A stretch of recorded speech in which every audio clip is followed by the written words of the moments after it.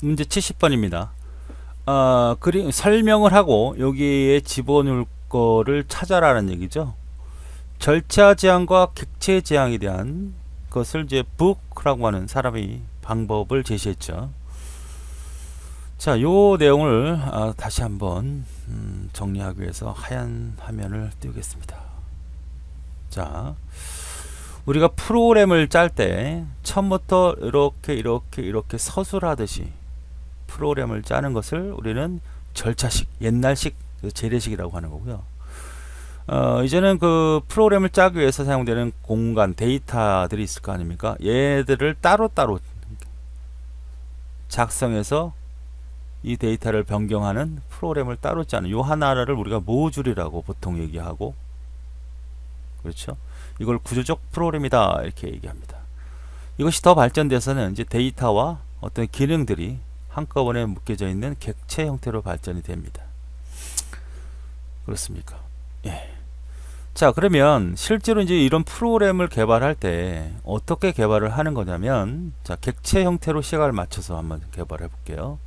어떤 문제 영역이 있다고 가정을 해봅시다.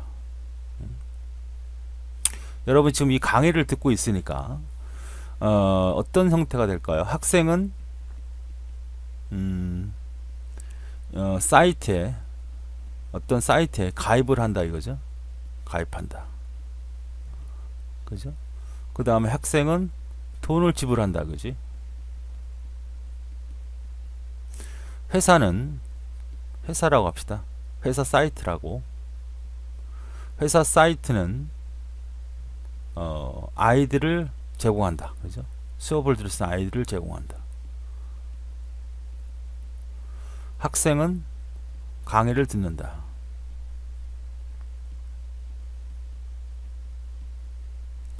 교수는 강의를 한다. 뭐 이렇게 되잖아요. 자, 그러면 우리가 이제 여기서 이런 형태의 문제 영역이 있습니다. 보통 이걸 도메인이라고 말을 하는데, 일단 그 명사가 될 수 있는 걸 찾아요. 명사, 학생, 회사, 그죠? 회사라고 합시다. 그 다음에 교수, 그죠? 강의도 돼요. 그래서 학생이라고 한다면 학생이라고 하는 형태는 어떤 것들이 존재하죠? 학생이 있으면 학생은 학번도 있고 이름도 있고 전화번호도 있고 수강 과목도 있고 이런 것들이 있겠죠? 이걸 하나의 개체라고 하는 거죠. 개체, 엔티티라고 하는 겁니다. 엔티티. 그 다음에 이런 관계들 있죠. 학생이 있으면 교수가 있겠죠. 교수는 교수 번호, 교수명, 전공 이런 것들이 있겠죠. 이것도 개체죠. 이 둘의 관계는 어떤 관계냐?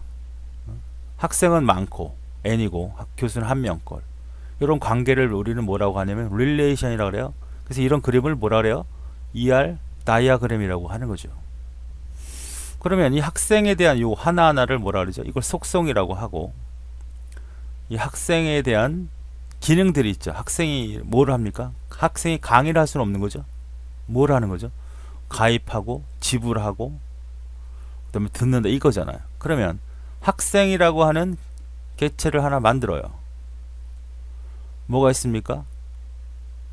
학생의 요거죠.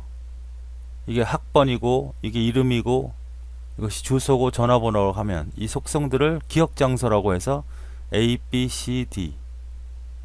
학생이 할 수 있는 일은 뭐죠?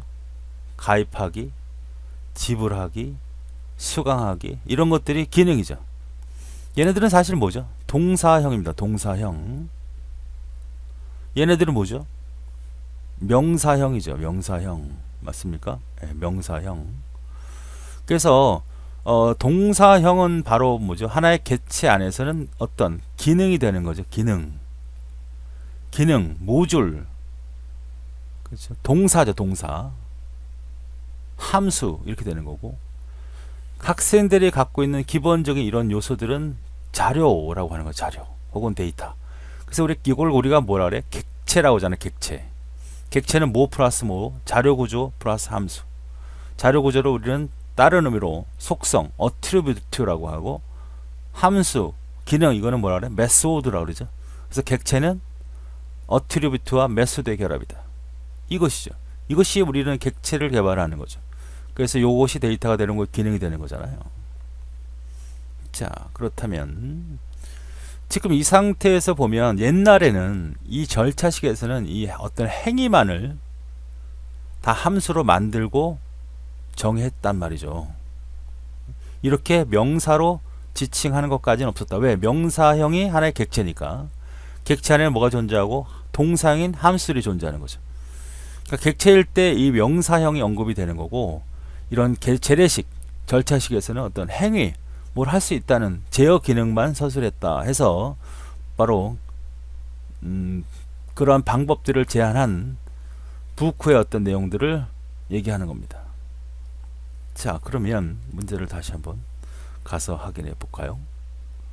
자, 부크는 요구사항 분석을 하는 과정에서 설명서를 읽고, 그러니까 이게 이제 문제 영역이죠. 아까 얘기했던 학생이 수강을 한다, 가입을 한다, 뭐 이런 것들이 다 문제 영역 설명서를 읽고, 절차식일 때는 어디다 밑줄을 둔다 그래서 동사, 왜? 어떤 행위에 관심을 두기 때문에 그렇습니다. 그러나 객체 형태는 어떤 걸 줘라? 명사에 관심을 둔다는 거죠. 왜? 명사가 결국 객체가 될 거고, 이 객체 안에는 바로 변수가 있고 동사가 함수로 들어와서 만들어지는 게 객체니까. 그래서 첫 번째 동사, 명사 이렇게 해서 4번째가 답이 되는 그런 내용이 되겠습니다.